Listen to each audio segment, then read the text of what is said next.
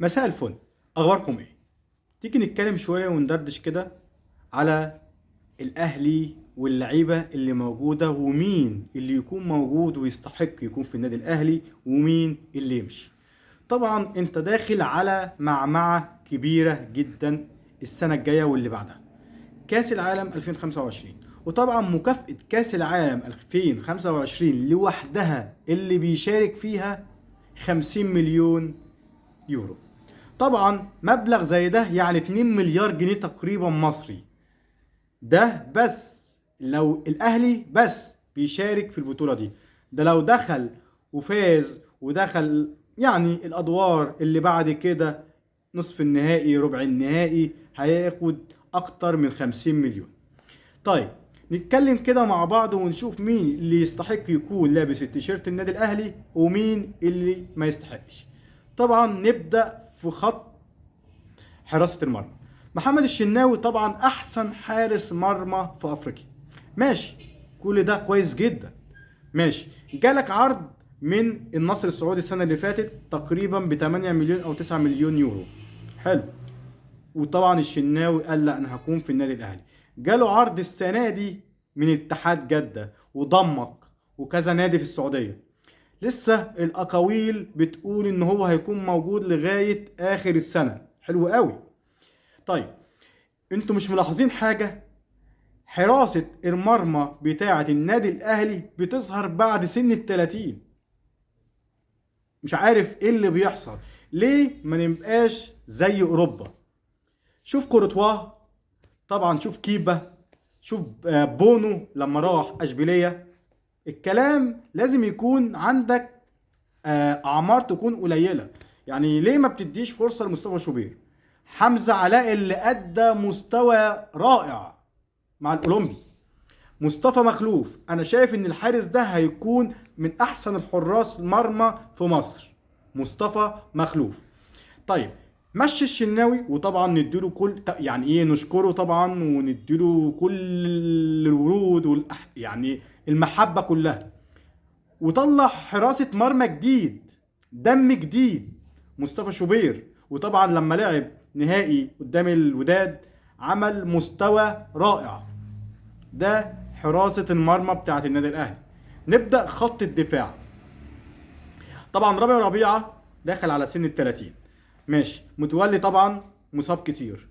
منعم عبد المنعم طبعا هو عايز يحترف، وطبعا لازم يعني حقه الشرعي ان هو عايز يروح اوروبا. وطبعا حرام ان هو يقعد في الدوري المصري. يعني نتكلم بصراحة شوية. ياسر ابراهيم رجولة وداخل على سن ال30.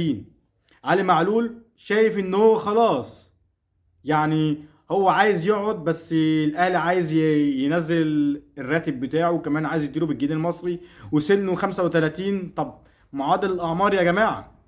وفي الاخر تيجوا في 2025 احنا ما عندناش لعيبه خبره. طيب ما انت كنت خليت كذا لعيب جنب علي معلول وياخد الخبره منه. ما اعرفش. هاني داخل على سن ال30 ولسه ناشئ.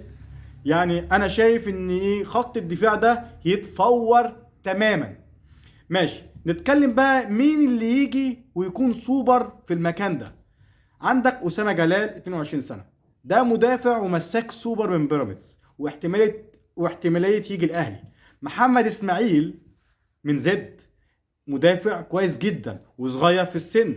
عندك محمد حمدي لاعب انبي مش بيراميدز، ده بقى مساك باك شمال، نسخة من معلول. اللي متابع محمد حمدي لاعب انبي.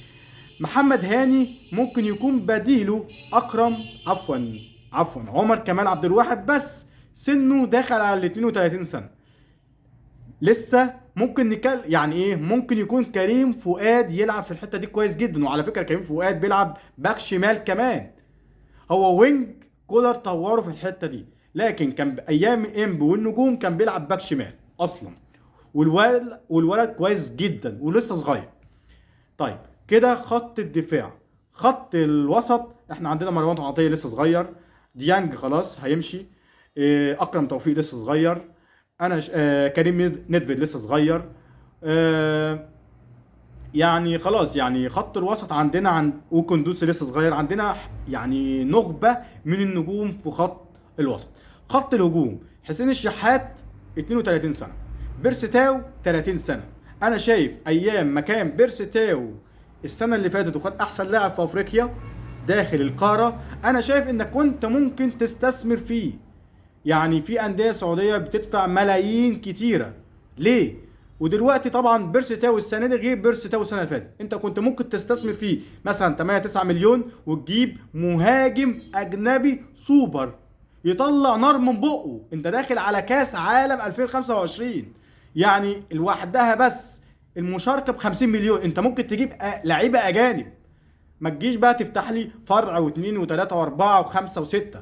خلاص انت فتحت التجمع وهتفتح اسوان وفتحت، انت فاتح خلاص. نبدأ نشوف فريق الكورة. يعني موليكا، انا مش عايز اتكلم في اللي فات، يعني لجنة التخطيط رفضت موليكا ب 250 الف دولار ايام مازيمبي. طبعا كابتن ربيع ياسين لما عرض على لجنة التخطيط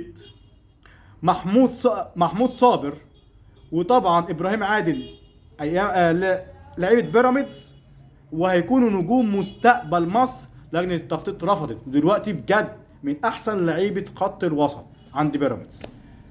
مش عارف، مش عايز اتكلم في اللي فات، لكن هنتكلم في اللي جاي. ولازم نطور، ولازم معدل الاعمار يقل شويه. انت عندك بيرسي تاو 30، حسين 32، خلاص، قفشه داخل على 30، خلاص استغناء. ونعمل غربله زي 2019، نعمل غربله زي 2019. انت عندك امام الحمد لله، انت نزلت في معدل الاعمار، مشيت حمدي فتحي 29 سنه واستثمرت فيه وجبت امام 25. طيب ما عملتش كده ليه في كل المراكز؟ انت داخل على معمعه كبيره جدا. لكن كل التوفيق للنادي الاهلي في اللي جاي. ده اللي عندي دلوقتي، اشوفكم في فيديو جديد، سلام.